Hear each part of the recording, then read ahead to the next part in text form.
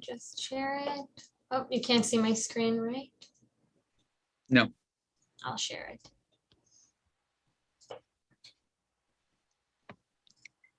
Okay. You can see my screen now? Yep. Great. So, hello everybody, and thank you for joining us for our Savannah Jewish Family Services Food for Thought program. Please note, if you have any questions during the program, please write them in the chat. We'll have Q&As at the end. Today, before we begin, I would like to have a special announcement to make. We're going back in person.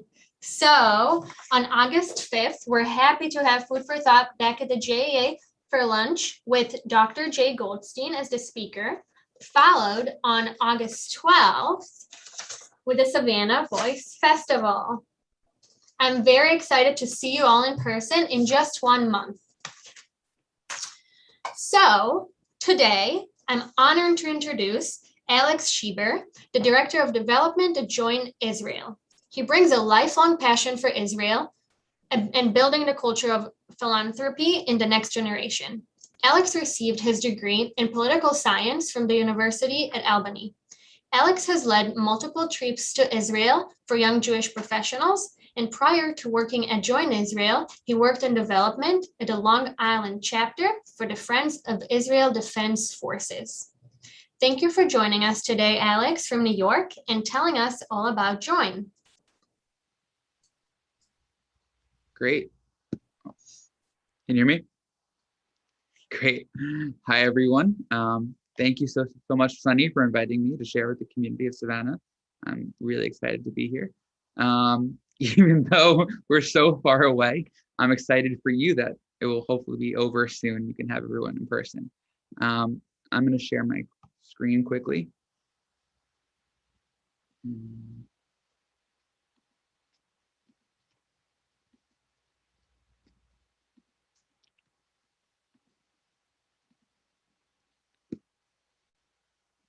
Great.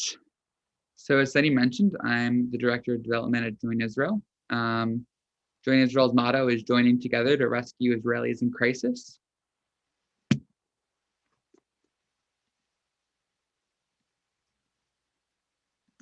Join Israel is a nonprofit organization that services at-risk youth, families, and elderly in crisis across Israeli populations. We join together government agencies, communities, and nonprofits to solve intolerable situations facing Israelis today. In the US, Join connects like-minded individuals to help Israelis in crisis.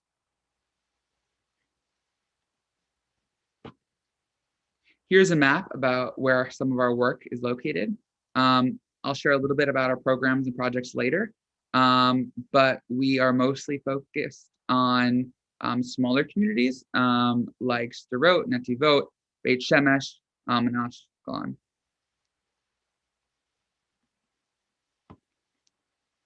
Join was established in 1992, so we're coming up on our big anniversary soon, by Stephen Bisk, who recently had made Aliyah to Israel from the United States. Join began offering social services and educational solutions to immigrants to Israel from the former Soviet Union. That legacy is still really important today, and we have a huge Russian services department still working to help integrate people from that area. As the time passed and our team in Israel decided that there was much more to be helped, we started helping other immigrant populations. And today we're helping communities and Ethiopian immigrants, people from the B'nai Menashe coming from northern India, as well as disadvantaged communities across Israel. I'm going to share with you a 4-minute video. You know what you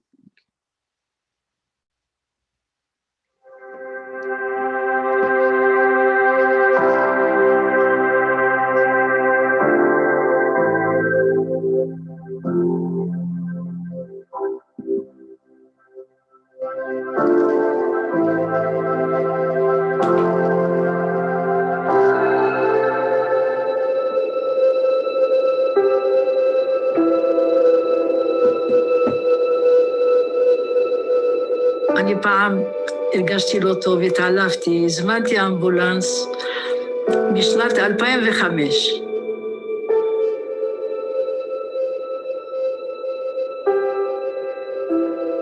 ב-2010 אני מקבלת מכתב מעורך דין, את עומדת למשפט. אני אגיד לך את האמת, אני פשוט נבהלתי. אני באתי ממרוקו, אני באתי ילדה. אין לי הורים, אין לי אף אחד. אני לבד.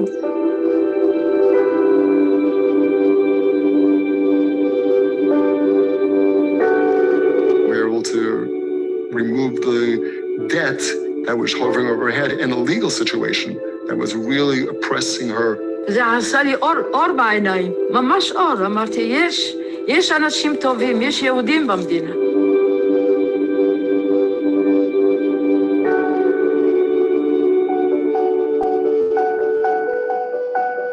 קוראים לי דן, אני בן 10, אני רוצה להיות מדען. אני ממש אוהב לקרוא, על גוף האדם, על צמחים, על פוטוסינתזה. Their homes don't include a bookshelf at all. They don't have books. If they don't have books here, they don't have books at all.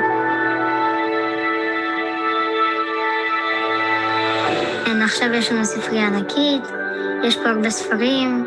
When they have a library here, a nice place, very attractive for them, and then they come in, they see the books, and suddenly they have the idea to take a book and read it, something they wouldn't never have at home.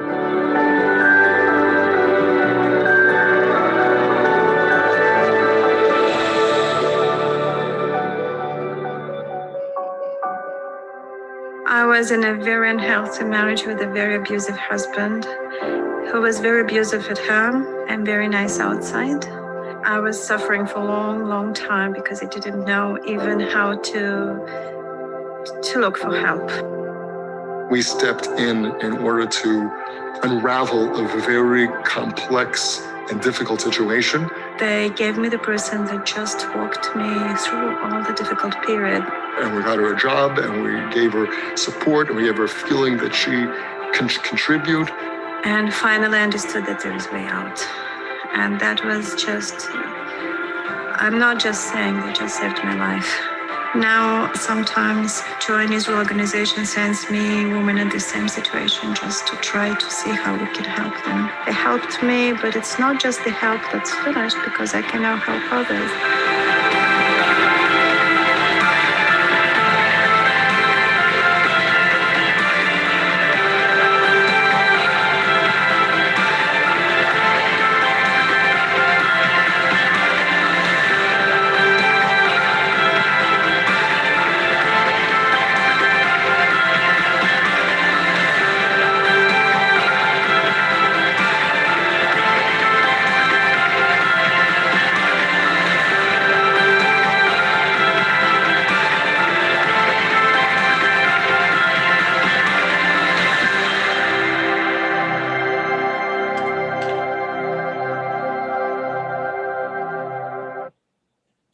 Great.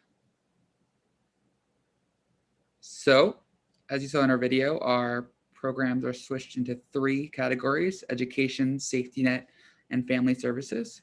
Something that just recently excited me, Rachel, who is the last woman who spoke, will actually be a new coworker of mine. She is going to be running our Women's Retreat program, which helps battered women and groups of group of women, mostly from southern cities in Israel, who need a break. They have families of 5 to 6, and they need a time to rest. They need a time to sort of refresh, rejuvenate, do some yoga, have some lectures, and she'll be running that project, and I'm very excited to be working with her on that. So I'm going to go back quickly to this slide so we could take a look at where our programs are. Bolster Education, which is our education program. We work with the Shuvu school system, which is kind of like a mix between government and private funding here in the States. And we are really happy with our partnership with them. So you can see we do have programs in the north, in Akko, Upper Nazareth, Haifa, Akko, but the majority and the bulk of our programs are in the south, in sort of small desert cities, a lot of them close to the border of Gaza.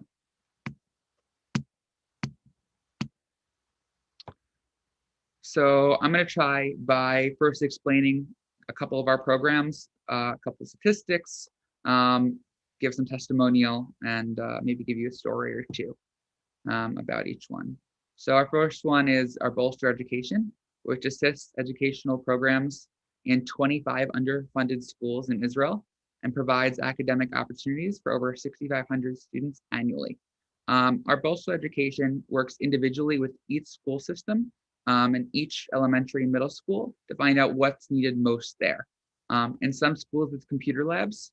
In some schools, it's music education and providing musical instruments. And a lot of the schools, it's STEM programs. So providing the equipment for science and math learning. A big one is also just PowerPoint opportunities, giving educational consulting. So Join Consultants advise teachers and access curriculum in 15 elementary schools in Israel to make classes more interactive, engaging, and educational. We've noticed that the education system in Israel doesn't have as much follow-up as it does in the States, where they're required for higher education and to keep on continuing learning. So our teachers are really eager to learn more after years of being in practice of what they can do with the new technology that we're able to provide them with. I'm going to introduce you next to one of our educational consultants in science, Hilla Shraga.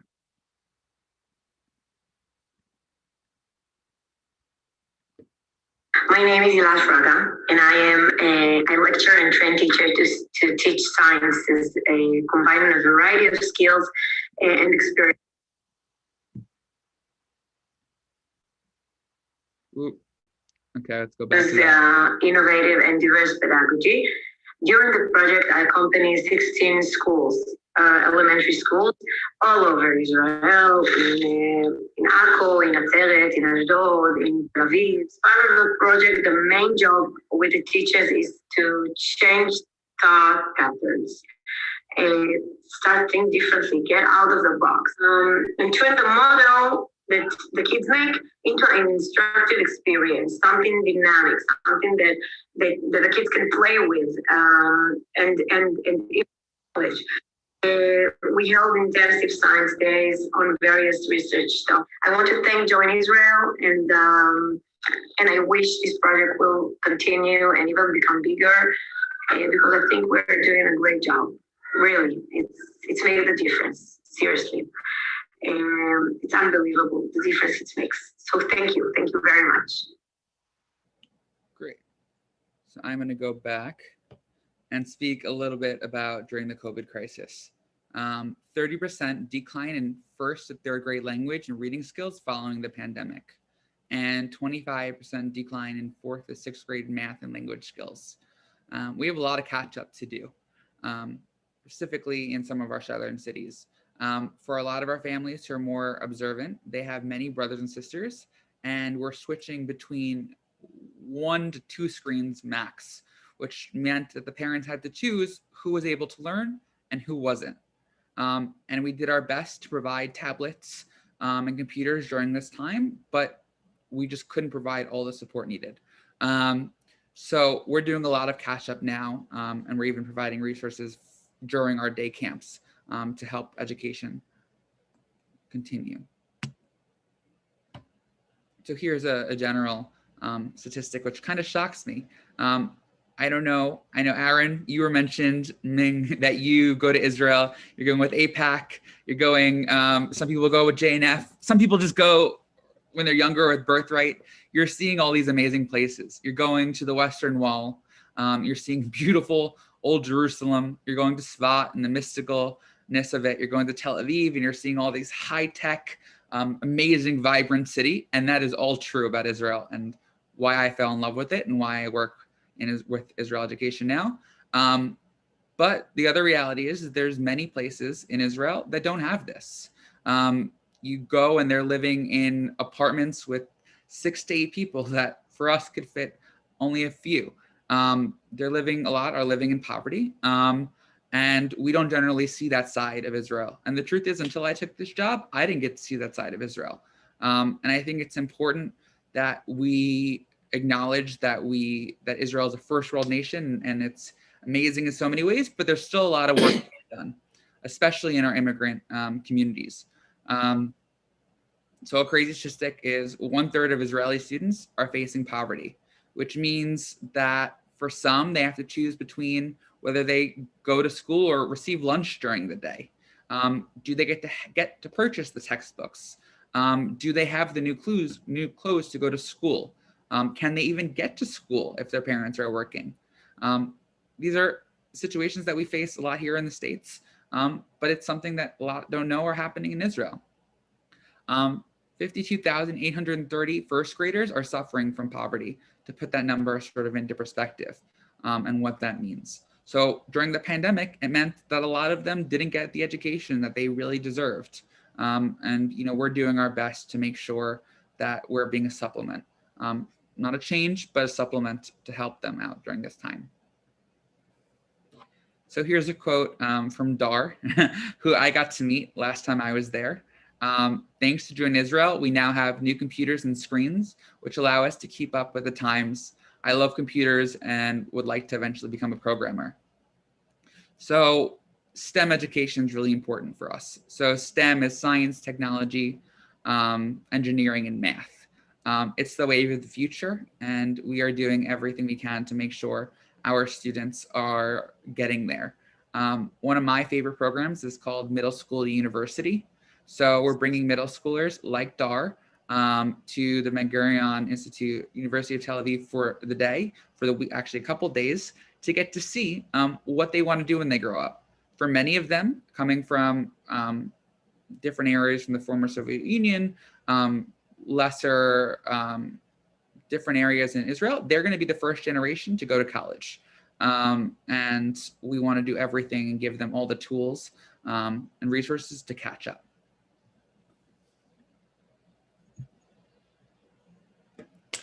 Our largest program that we have is called Join Lifeline. Join Lifeline works with the government social welfares in the municipalities in 7 cities in Israel to help elderly Israelis in severe financial distress. Every Join Lifeline dollar goes to purchasing medicines, hearing aids, critical home repairs, medical transportations, heaters, and more. So as it is right now in these 7 cities, these social workers only have $12,000 a year to help out in these cities to their elderly who need it. These are people who were Holocaust survivors, who were displaced during the, when Israel was coming from different Arab lands. There are heroes. They helped create Israel. They founded Israel. They were fought in our wars, and I really feel it is our responsibility for us to be there for them now. I'm going to share a story or two about who we helped. But first, a quick statistic. Over 150,000 elderly live in poverty today, and 1 in 4 Holocaust survivors in Israel live in poverty. So here's Chana. I got to meet Chana also last time I was in Israel. Chana was one of those tragic stories, but really amazing stories. She was found in her home by the social welfare agency when they went to repossess it. Her husband died in a car accident and had been domestic abuse for over 30 years, to the point where she had no clothes of her own. Her neighbors didn't even know she existed. She had severe diabetes and didn't have access to the healthcare and medical care she needed. And when these welfare agencies found her, she had a real lack of hope for the future. She'd survived domestic abuse for so long, she didn't know what a kind face was at this point. She had no children, she had no other family, and she needed the basics. And that's what Lifeline gives. She needed clothes of her own. She needed a wardrobe. She was so amazed that she had a place to put her clothes. Not only did she had clothes, Chana needed someone to take her to the doctor once a week to provide transportation. and she needed someone to come in and check in on her and be a friendly face. And this is what Lifeline was able to give to her. And right now we're trying to double the amount of cities we're going to be in by the next year. It's an ambitious goal, but we're hoping to get to 14 cities. On average, Lifeline helps around 80 elderly in each city. This can be for home repairs as well. I met a man who radiator broke, and he had to choose between fixing his radiator or getting the medication he needed each month. And these are the situations that they're put in. And it's really sad, but also very inspirational that we're able to provide that support. Another one of our programs is called Our Own Way. And right now we're only in Sderot, which if we went back to the map is right next to Gaza on the border in the south. It is an outreach. Counselors meet with at-risk teens to cultivate relationships and encourage engagement, self-exploration, and positive identity. You can see some of the pictures on the right.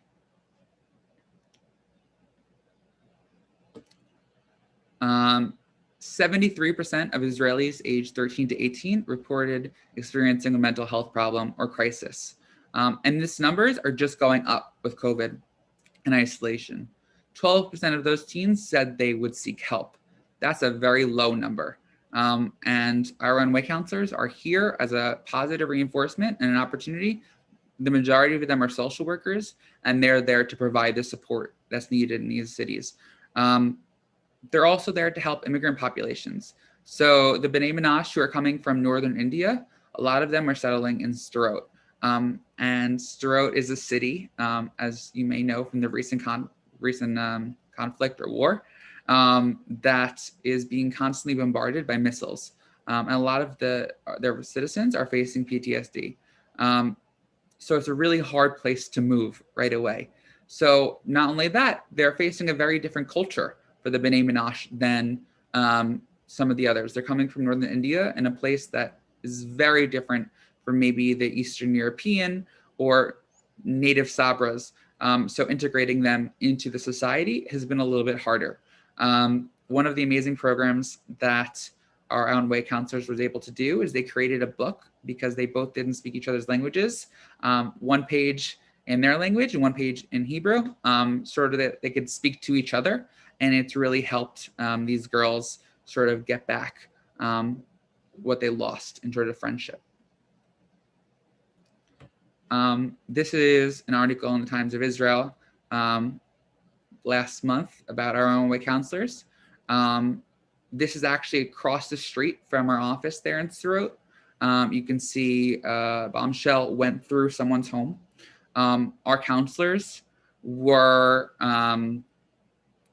sort of risking their lives, helping to go to these homes, pushing washing machines out of the way so they can get to their bomb shelters, providing a support for people who lost loved ones, providing immediate mental health counseling for people who are still experiencing PTSD. And our joint therapy initiative is working right now to make sure that we provide them support even after the conflict.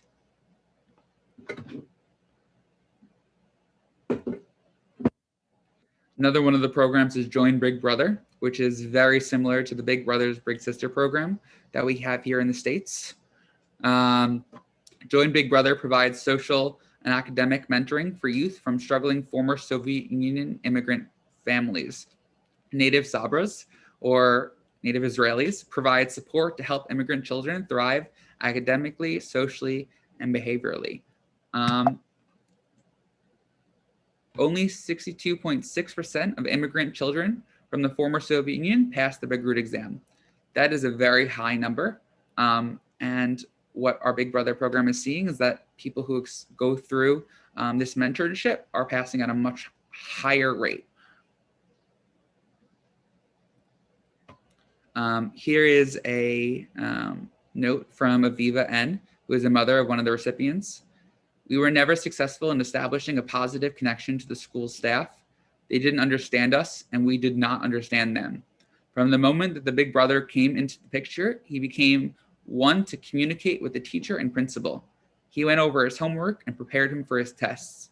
The test scores and his behavior changed greatly for the better, both at home and in school. Join Big Brother was able to connect him to Israel in such an important way. Like many immigrant families in the US or Israel, a lot of them are caught between two cultures. They're caught between their family's heritage, but also being able to come into this new society. Big Brothers helps bridge that gap, and it's really an amazing program. Great. So I've shared about a few of our projects. We have 16.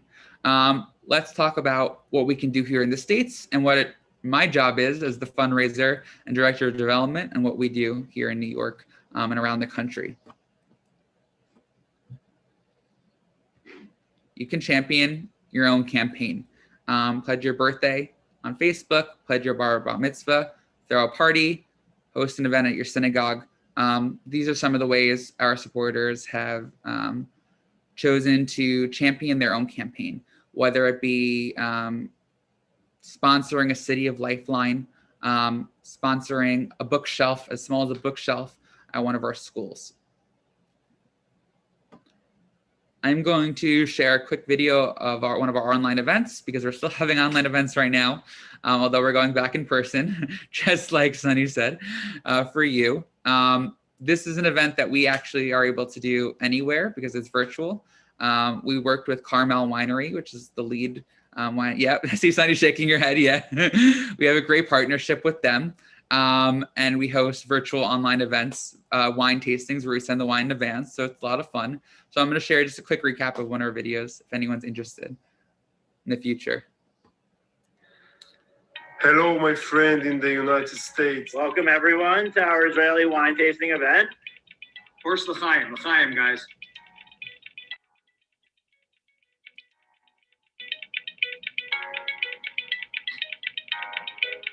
My name is Ronnie Jesselson. I work for Carmel Winery.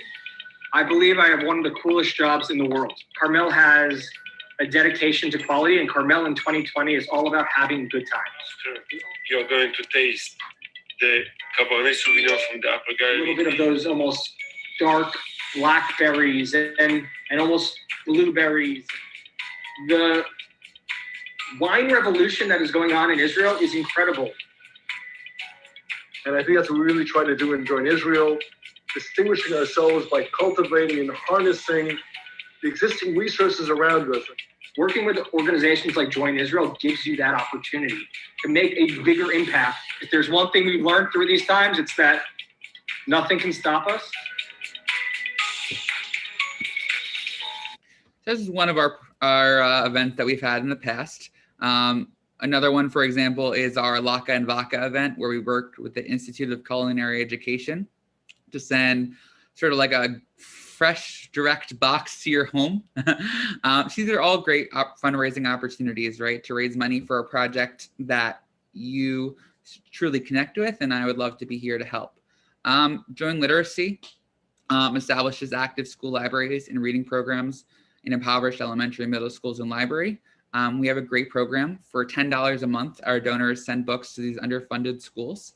You can see some of them like Zachary Edelman, and Samantha Gale, who once a month sends a book to Israel. And it's a great way of connecting to Israel and connecting to the citizens there. One of my favorite parts about books donations is that you're not just helping one person, you're helping hundreds of students who are going to be reading these books, and your legacy is everlasting. Aaron also mentioned that he's visiting Israel, or he's trying to. Try maybe having an experience besides going to the Western Wall, which is as amazing as it can be. Enhance your experience with the site visit to one or more of our Join Israel projects. You can volunteer at a school and help English students practice their verbal skills, or you can come to one of our food pantries in Jerusalem and help out for the day. It's a great way to see how a lot of the citizens live and get to interact with native Israelis. And we love to be there to help you when you come to visit. So thank you so much for letting me speak today. I would love to answer all of your questions. I'm going to, let's see, stop sharing the screen. Thank you so much, Alex. We actually had a few questions in the chat, if you want to look at them, but I'll read them. So the first question was early on, when you started talking about a few of the projects you guys were doing in the schools, and Aaron was wondering, why would there be unfunded schools in Israel? He thought that the government funded education. Yeah, I mean, the government does fund education, but just like here in the States, it's not enough. You see in some of the wealthier areas in the States where the schools got a lot more than some of the lower income areas. And it's the same way in Israel. And although as Jews, we put so much time and energy into it, there's just not enough. And that's the truth. And they have the money for the teachers and the education, but they don't have the supplemental learning, like STEM education. They don't have enough for the computer science labs. They don't have enough for some of the sports equipment. It's just not there. And I wish it was. And I wish in a lot of ways we were an advocacy organization helping to change the laws, but we're not. We're here just to provide that support that's needed right now for these schools. I hope that answers your question, and please feel free to keep writing. Go ahead, Aaron. Yep. Yeah, that does answer that question. But I also heard that a lot of your work is with the Haredi community. And my experience with the Haredi community, of which my son in Israel is a member with his 10 kids and his 8 grandchildren so far, is that they reject computers and STEM education. And I don't know how you do that. And when you refer to your schools, are these schools that you support, or are these schools that you started and administer? So I'll answer the last question first. We work with the Shuvu school system, so it's a partnership. They're not our schools. We provide all the supplemental education outside of the classroom. I'm sorry, what is the Shuvu school system? I'm not familiar with that. I don't know what it would be in Savannah, but it's sort of like a charter school, if that's the best way to describe it. And in terms of the Haredi, we don't work with Haredi populations in the school systems. Most of them are Sephardic or lower income areas. Our Big Brother programs, some of our other programs work with Haredim, but not in our education school system. Okay. Thank you, Alex. And also, we have a few questions from Carol. Carol, would you like to unmute yourself, or would you like me to read this? No, that's fine. The first question had to do with what Aaron was asking. I really had a similar question and was wondering if there is an inequity of the allocation of funds and resources based on community size or type of community. For example, and I just don't know this in terms of the way the Israeli government works.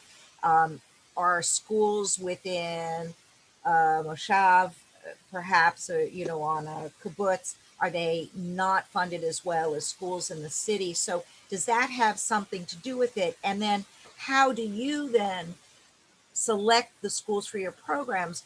I know you said you partner with certain types of schools, but are schools able to request your services, or do you work with the government to identify the schools in need, or just specific systems? Great.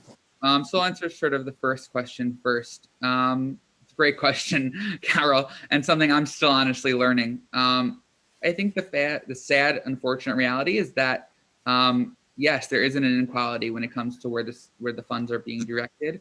I think still to this day, funds aren't being directed as much to communities from the former Soviet Union. They're not being directly to lower income areas from more Mizrahi, which is people coming from sort of these Arab countries. There is an inequity when it comes to that. And we're working really hard. And when we choose which schools that we're funding, we're really focusing on where's the inequality, where's the inequity, where can our donors' dollars be put best to help affect change as much as we can. I can't speak as much to the kibbutzim because we don't really work with them right now, currently. So Shuvu, which is a school system, it's a charter school system, is where we exclusively work with, but we only partner with the schools within their system that have a significantly lower budget than the rest of their schools. And that does have to do sometimes with inequality, but also with the geography, right? So southern cities in the Negev and those areas do receive less funding than schools in Tel Aviv or Jerusalem. And that does make a huge impact in where we choose to donate. I thank you for answering so honestly. Actually, this came through in something else that you said a little bit earlier.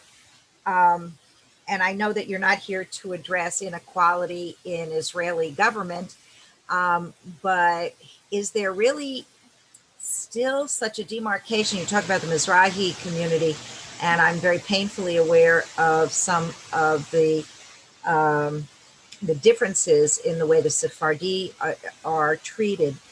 I assume that somebody coming to use your resources, all people are welcome of all background. But do you know, when you're sitting in that board meeting and trying to set up your own allocations of very limited funds, do you actually look to maybe target your funds towards these, I hate to say lower class, but it sounds like that has not changed in the last 50 years in Israel. And there are still lower class people or people who are not treated with equity. So do you go out of your way to target those populations? The simple answer is yes.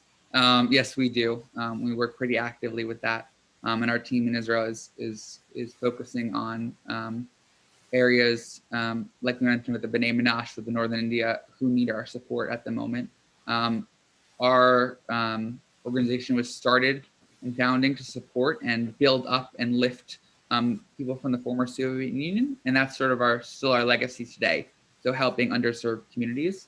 And you're right, I can't really speak so much to it because I'm not an expert on the inequality as much, but I can speak to what I see.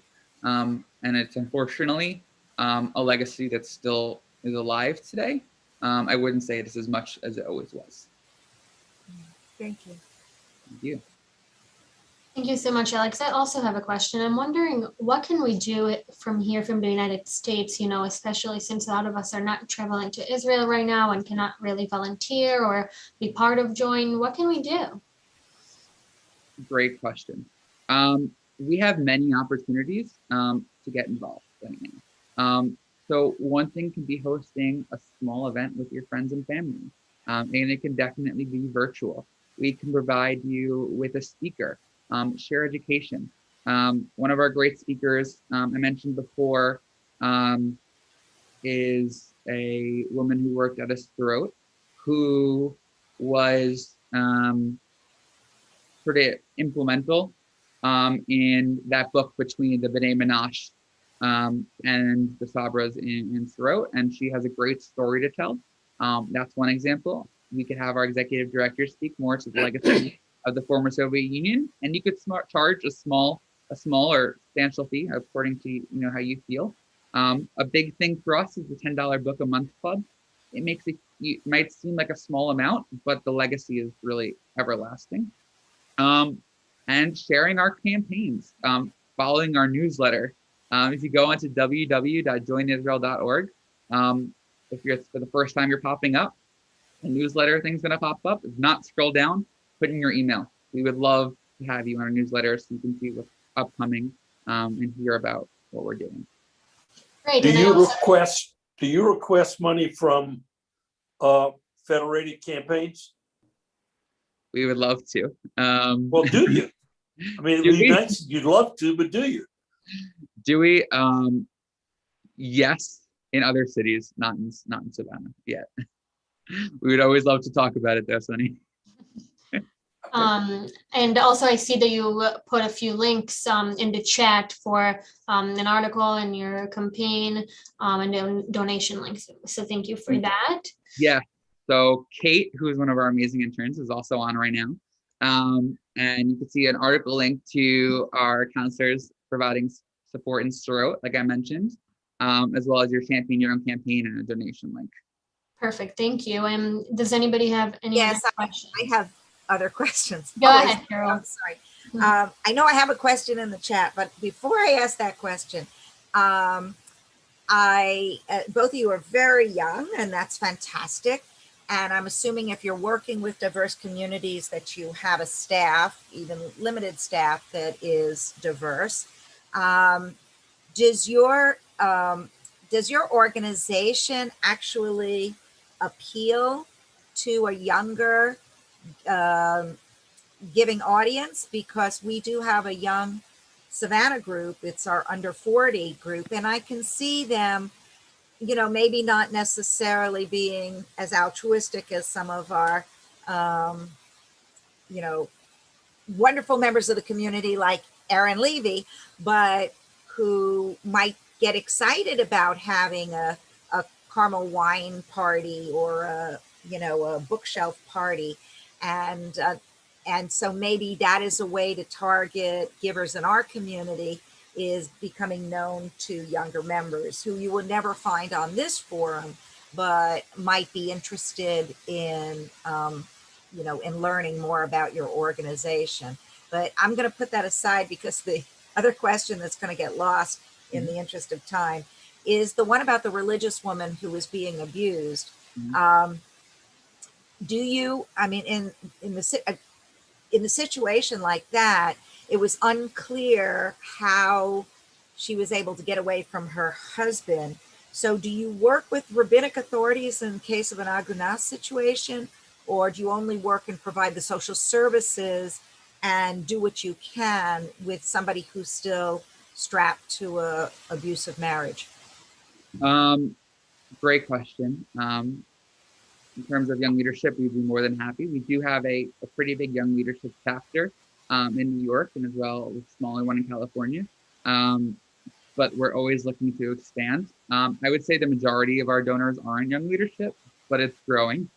In terms of the great question, we have a law office called Teacher Note. It has 3 lawyers and I think 7 paralegals, and it's in Beit Shemesh.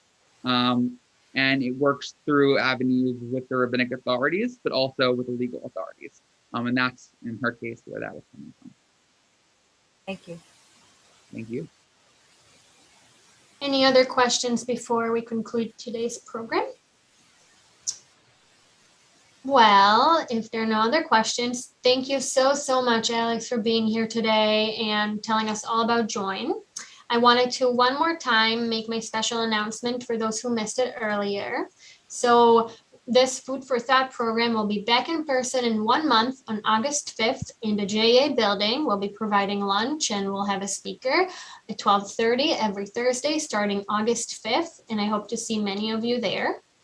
And right before we finish, I would like to invite you as usual for next week's virtual program at the same link and the same time. Next week, we'll have with us Chazon, and we'll talk about what is Jewish about the environment. I hope to see you all there. Thank you. Bye, everyone.